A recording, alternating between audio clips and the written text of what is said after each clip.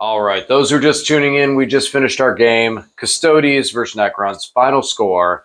Lane, do me the honors. Custodes 91. Necrons 60. I'll let you finish it. I did finish it. Yes, strong. Yes, you did. So looking at everything, we were about to start talking. I said, no, let's talk about this right here. So I'm probably not going to take this weekend. Mm-hmm. And it's not because of anything of like, it's not because of the fact of like just getting walled or losing it. Because realistically, I was able to put enough damage back to push your army back. But the scoring was an issue. We discussed this last time. We played, was that a win, yes, a win's a win, but in a competitive scene, you do have to be able to capitalize and score higher on those points. I was not able to do that. And this is the third time. Haven't been able to do it. Haven't been able to win, but was not able to do it. This one, I wasn't able to win or do that. So I'll figure something else out for this weekend. This was not, I like this a lot. I enjoy Xeris. I enjoy the Immortals. I enjoy what I got here. I need more time with it. Yeah. And Custodes are really strong right now. So it's super durable. Yeah. And if you go to a tournament, you're probably going to see them because a lot of people have very strong Custodes. chance. Strong chance. Yeah, a lot of people have them because they are one of the less expensive armies to collect, especially if you picked up one. Sometimes they've had like Christmas boxes and that sort of thing where you can get like a lot of points for a pretty good dollar amount. And I only have one squad of Wardens. A lot of times you'll see people running 2 or 3 squads of the Wardens just because that durability is insane. That durability is super tough. I need more time with it. Like I felt like the Locust Heavies might have been counteractive. I thought about this before when I came off of what I was doing with this when I ran it as the Obeisance Phalanx. I got it right. You did it. But when I ran that, one of the big benefits was the Triarch Stalkers were on offense.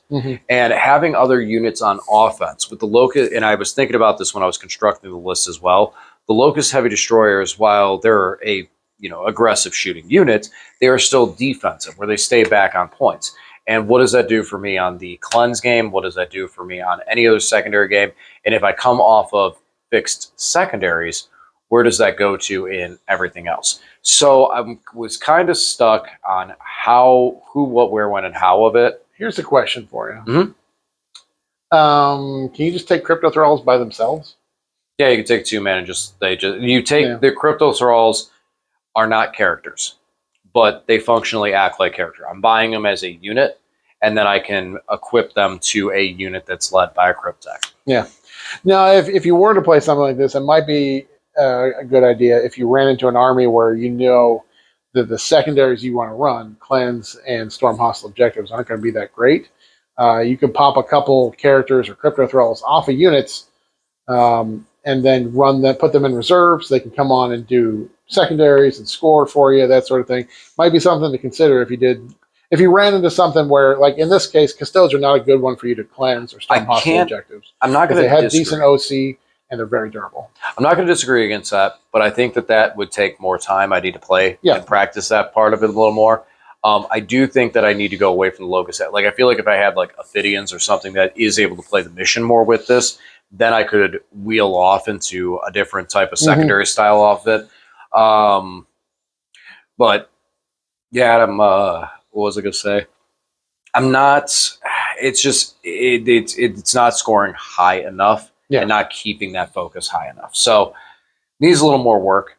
I mean, I was happy. The Immortals do what I want them to do. They're working. The Lich Guard. They're very frustrating to play against. I hate them. The Lich Guard were surprising that they made it all the way through the game. It's been a while since I've had them do that. And a lot of the stuff that I was trying to do as far as resilience was concerned worked. The orbs, all that stuff, some of that stuff worked. But I need something else to back it up with. I'm still I like the lethal Immortals. They're cool. But I feel like it's just like I keep going back over to Tesla. The Tesla Immortals are where it's at. For me, at least. That's in my opinion. Well, in this game, I think they were kind of stuck holding your deployment zone objective a lot of the game. It felt like they didn't really get to jump out and do a lot of damage. I think that's because I burnt my Veil poorly. I was getting ready to... What I considered doing with the Veil when I picked them up, I started measuring and everything fell apart. So I should have pre-measured it a little bit into there to see. but at the same time, too, okay, so when I say that I mismeasured into it, my intent was that if I spend a command point to advance and gain assault on the mortals that had lethal hits, then I would move into the building and shoot at the Venatari that were back on my home field or near my home field objective. But instead of spending that CP to do that strat, I was like, okay, I can Veil and do the same thing and save the CP. But the problem was, which I wasn't thinking about, was that the Aloris Custodes were pushing me too far back in that 9-inch that I wasn't able to do that really, that it was like, okay, I might as well just spend the command point and save the Veil late in the game. If I had the Veil late in the game, would the Veil late in the game have tipped this to a win? Probably not. But it would have been nice to have later in the game. Yeah, So, definitely. So talk a little about Custodian. They're fun. Yeah, especially wardens when you can just park them out in the middle of the table and say, yeah, go ahead, try to kill me. I mean, you might kill a few of them, but when you pop out that 4 feel no pain to everything. Yeah, you had a lot of 1 damage stuff. I had a strat where I could reduce damage by 1 as well. So if it was someone's coming out with 2 damage and 3 damage things, the combined -1 to wound if you're led by a character and it's the strength is higher than your toughness, reduce damage by 1, 4 feel no pain to everything. It's just you have a turn of near indestructibility. Most definitely.